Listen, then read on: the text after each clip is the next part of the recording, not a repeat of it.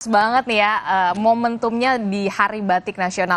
Bang Merdi, kita juga penasaran nih, Bang Merdi kan adalah sosok desainer senior ya, yang akhirnya membawa wastra Nusantara ini di kancah internasional di New York Fashion Week, The Show. Nah, itu step by stepnya seperti apa sampai akhirnya berada di posisi itu, Bang Merdi? Jadi awalnya itu saya dihubungin oleh Indonesia NDC, KBRI. Melalui Ibu Ayu Hendy-Rosan. Terus kemudian dipertemukan dengan agent kita ya, yang untuk bisa membawa kita ke New York Fashion Week yang The Show, yaitu Indonesia Now. Nah dari situ kemudian diminta portfolio saya, beberapa show-show saya di luar negeri, karena memang saya punya kalender setahun tuh 2 kali show di luar negeri. Maret kemarin di Melbourne Fashion Festival. Kemudian dikasih, kemudian mereka bilang oke. Lalu kemudian saya dikirimin trend forecasting. Untuk trend forecasting ini untuk acuan, karena ini prediksi yang ke depan ini fashion untuk spring summer itu ini panduannya ini. Nah berdasarkan dari itu kemudian kami membuat mood board koleksi yang akan kami tampilkan. Nah dari situ kemudian lahirlah sketsa. Di trend forecasting ini kita dikasih tahu siluet, kemudian warna, Pantone color ya, lalu kemudian tekstilnya dan kemudian bermacam-macam lah gitu ya. Nah ketepatan di situ yang diminta sama trend forecasting ini adalah ikat dan shibori. Lalu kemudian diutamakan kita kerjasama dengan komunitas. Nah ini semua saya kerjakan. Lalu kemudian terpikirlah membawa ulos. Apa yang kemudian memikirkan, oh iya ulos nih? Ya karena ulos itu di tengah ulos itu tenun ikat. Oh, oke. Lalu kemudian yang saya tampilkan semuanya di sini adalah hasil kolaborasi. Lalu kemudian di situ ada crochet, rajut itu akan keluar. Dan warna-warna juga. Jadi kita ngebuat ini berdasarkan panduan ini. Lalu dari situ mulailah kita buat koleksi. Dan itu berjalan 3 bulan. Berjalan 3 bulan. 3 bulan. Nah di 3 bulan itu udah buat koleksi, kemudian kita harus buat branding. Saya buat film fashion. Film fashion ulosnya ini. Jadi ulosnya ini bukan ulos itu yang saya bawa ya, ulos yang untuk adat. Ulos adat dibuat aja untuk adat. Jadi saya buat ulos ini dengan tampilan baru. Berbeda. Benangnya saya buat lebih halus dan motif-motif ikatnya itu saya buat lebih besar. Mengambil motif-motif ikat yang ada di global karena banyak persamaannya.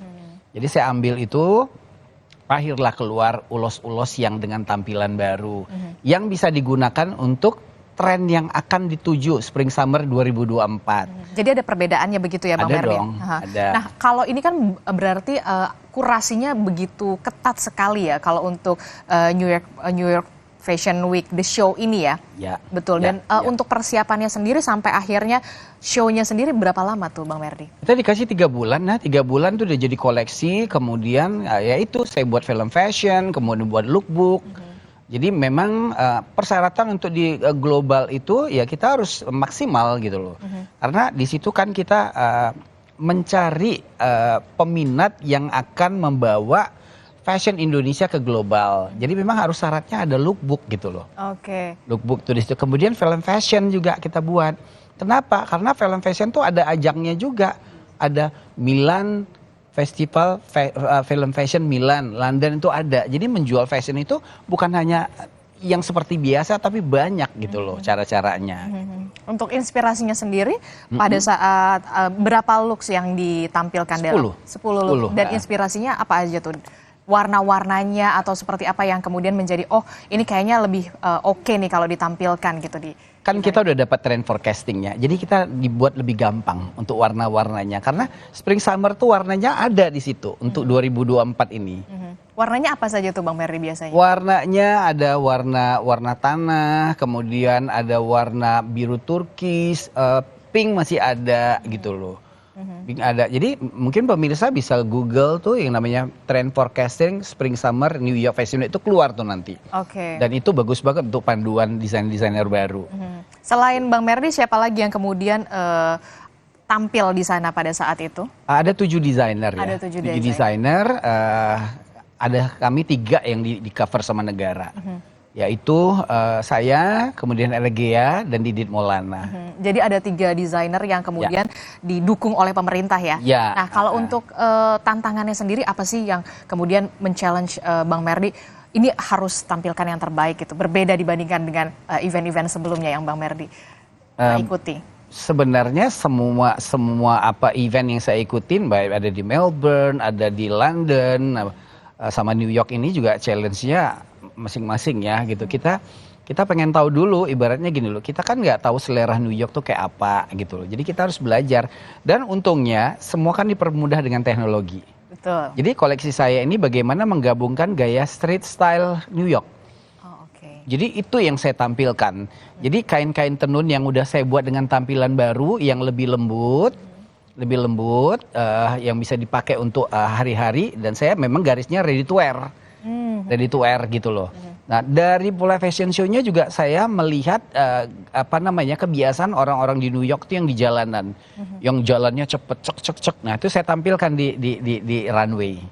Oke, jadi itu diadaptasi begitu ya? Betul. Lalu kemudian di sini kan saya kolaborasi dengan beberapa komunitas, seperti komunitas crochet. Lalu kemudian ada dengan sepatu Linda Chandra, kemudian crochet Hook and Go Crochet, lalu kemudian dengan desainer aksesori. Jadi benar-benar dengan komunitas yang saya iniin. Jadi melalui saya, komunitas ini saya bawa juga ke pentas global. Oke, jadi membawa serta mereka juga ya? Iya, betul. Lalu kemudian ada anyaman purun. Anyaman purun. Oh iya, saya sempat lihat ya, yang di sini ada anyaman-anyaman. Iya, anyaman koper kuno klasik ya. Jadi saya bawa semuanya gitu, karena saya pikir gini, inilah momentum memperlihatkan kepada dunia melalui New York Fashion Week kekuatan fashion Indonesia yang berbasis budaya. Karena kekuatan Indonesia itu sebenarnya fashion berbasis budaya, which is itu adalah di tangan masyarakat adat ataupun indigenous dengan gaya tribal. Ini kekuatan Indonesia yang harus kita sadarin gitu loh. Entah di dalamnya ada yang modest, yang perempuan yang benar-benar menutup tubuhnya, dan sebenarnya ini kekuatannya ini yang bisa membuat ciri khas kita di pentas fashion global. Untuk antusias di sana sendiri seperti apa? Karena kan ini adalah sesuatu yang bisa dikatakan gebrakan ya dengan bahan yang ready to wear kayak gitu-gitu, dan bahkan tadi saya sempat pegang bahan yang abang pakai itu ya kan, itu beda sekali, halus sekali. Ya, jadi mereka ini surprise banget karena mereka bilang, wah, this is the traditional cloth. Ya, yang selama ini mungkin orang tuh nggak nyangka bahwasanya kain-kain tenun atau wastra itu bisa dibuat lebih lembut dan lebih halus untuk kepentingan season. Nah, banyak ya akhirnya berpikir, ya udah nggak bisa dibuat itu, kita print aja gitu loh. Nah, saya tuh nggak melakukan itu. Jadi benar-benar diganti benangnya, terus alat tenunnya gitu. Tapi masih touch-nya masih benar-benar tradisional. Dan itu butuh ketelitian pastinya ya? Harus punya ilmu sendiri gitu. Karena saya selain fashion designer, saya kan juga tekstil designer. Gitu loh. Oke, luar biasa sekali ya. Ini bisa dikatakan orang-orang beruntung dan juga orang-orang yang terpilih pasti yang ikut di sana ya. Yang New York Fashion Week The Show pastinya ya. Iya, dan saya sih belajar ya. Kenapa saya harus setahun 2 kali untuk show di panggung-panggung besar internasional gitu loh. Karena saya pikir ini proses pembelajaran supaya saya mengerti fashion global itu seperti apa gitu loh. Oh ternyata Australia itu begini, oh ternyata London begini dengan gayanya masing-masing. Pasarnya beda-beda. Dan pasarnya beda-beda. Dan ternyata saya sadari kekuatan kita apa? Fashion berbasis budaya yang masih dikerjakan oleh masyarakat adat gitu loh, di sentra-sentra industri yang di pelosok-pelosok, itu yang paling penting. Fashion berbasis budaya itu kekuatan kita. Indigenous fashion atau masyarakat adat, itu kekuatan kita. Oke, dan akhirnya bisa didukung oleh pemerintah, itu yang menurut saya bisa dikatakan wow keren sekali gitu ya. Ya, jadi benar-benar ini pemerintah saat ini peduli dengan kita karena untuk produksi tadi kita disupport sama Kementerian Pendidikan Kebudayaan Riset Teknologi. Lalu kemudian untuk kita bisa tampil di sana, kita disupport oleh Kementerian BUMN melalui Pertamina, PLN, kemudian BNI dan BRI, lalu Indonesia NDC. Jadi benar-benar keroyokan gitu loh. Nah, untuk tampil di The Show ini kan juga nggak gampang ya. Nggak gampang pastinya. Nggak gampang. Ini kita keroyokan ya. Sebenarnya mimpinya sih kalau bisa si desainer Indonesia bisa tampil debut solo. Tapi ternyata tuh nggak gampang. Kita harus display kita di sana selama 2 atau 3 tahun. 2 sampai 3 tahun. Ya kita ada display di sana lah produk-produk kita gitu loh. Nah tapi bisa kita masuk ke ini sebuah support pemerintah. Jadi kita melalui agent Indonesia Now ini. Indonesia Now ini mereka yang mendapat license dari IMG untuk membawa desainer Indonesia. Tapi ya keroyokan gitu loh. Keroyokan 10-10 koleksi gitu. Oke, jadi setiap desainer itu ada 10 koleksi begitu ya. Nah, untuk bisa dikatakan biaya produksinya tuh berapa sih? Spill dikit lah. Spillnya kayaknya untuk satu slot itu ya lumayan ya, miliaran ya gitu. Miliaran. Wow. Sekitar yang saya tahu sih, saya dengar sekitar 3,5 miliar gitu untuk running satu show. Wow, sampai harga segitu fantastisnya ya. Fantastis banget. Ya fashion itu kan memang mahal ya. Apalagi dengan tadi yang Bang Merdi sampaikan memang betul-betul melewati kurasi yang sangat ketat begitu ya. Betul. Dan juga gini, dengan ikut sertanya fashion designer Indonesia atau fashion Indonesia the global, misalnya ke New York atau Paris atau London yang official ya. Official. Itu menandakan bahwasanya ekonomi negara kita itu bagus. Oke. Jadi dengan kita ada di sana, desainer Indonesia, itu fashion yang di global itu melihat, wah Indonesia ini bagus ya ekonominya gitu loh. Jadi nggak sekedar gagah-gagahan kesananya gitu. Ada misi yang memang kita emban gitu, yaitu tentu buat negara. Nah, ini kan bisa dikatakan tadi untuk tampil di sana saja bisa dikatakan orang-orang yang terpilih, orang-orang yang benar-benar bagus gitu ya, topnya ya gitu. Nah, untuk kedepannya apa yang akan dilakukan untuk fashion selanjutnya? Saya rasa pemerintah Indonesia harus buat pop-up store yang mungkin membuat toko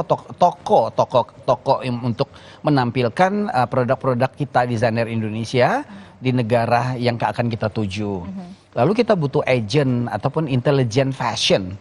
Kita butuh itu intelijennya. Kemudian agent yang mempertemukan kita dengan pelaku-pelaku bisnis di sana gitu loh, itu dulu. Lalu kemudian ya itu edukasi kepada desainer yang akan ke sana ini, apa yang harus dipersiapkan. Ibaratnya kita mau perang, kita harus tahu tuh medannya kayak apa yang harus kita bawa, musuhnya siapa, itu penting banget. Jadi nggak sekedar gagah-gagahan ke luar negeri itu. Jadi tidak hanya kita udah di luar negeri nih gitu kan, udah tampil, tapi juga apa yang ingin disampaikan begitu, pesan apa yang ingin disampaikan melalui fashion. Betul, what's next, sampai di sana kita tuh mau ngapain? Kita udah masuk, ibaratnya kita masuk ke rumah, ke dalam satu ruangan.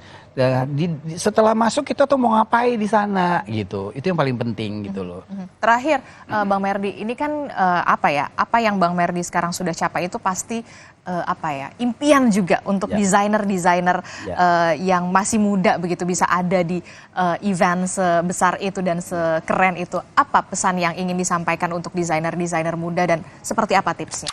Belajar ya. Belajar melalui proses dan kemudian mengikuti ajang-ajang global itu bukan hanya sekedar gagah-gagahan, tapi yaitu kayak gimana sih gitu loh. Nggak apa-apa kalau memang belum bisa masuk ke yang official, ya during. Tapi mesti dikasih tahu gitu loh. Oke, saya ikut Paris Fashion Week itu during atau satelitnya gitu loh. Nah dari situ belajar kok seperti apa fashion itu, bisnis fashion itu. Karena kita nggak langsung ada penjualan di situ gitu loh. Itu branding, kalau ikut Fashion Week itu branding. Dan itu yang kemudian harus diperhatikan betul, apa pesan yang ingin disampaikan begitu, tidak hanya sekedar hanya gagah-gagahan saja ya Bang Merdi. Betul. Oke, baik, terima kasih, supaya kita juga sadar betul Wastra Nusantara ini bisa ada di kancah internasional dan diterima di internasional. Dan dibeneri dulu tampilannya. Oke, dibeneri. Untuk spring summer tuh beda. Untuk kemudian untuk autumn winter tuh beda.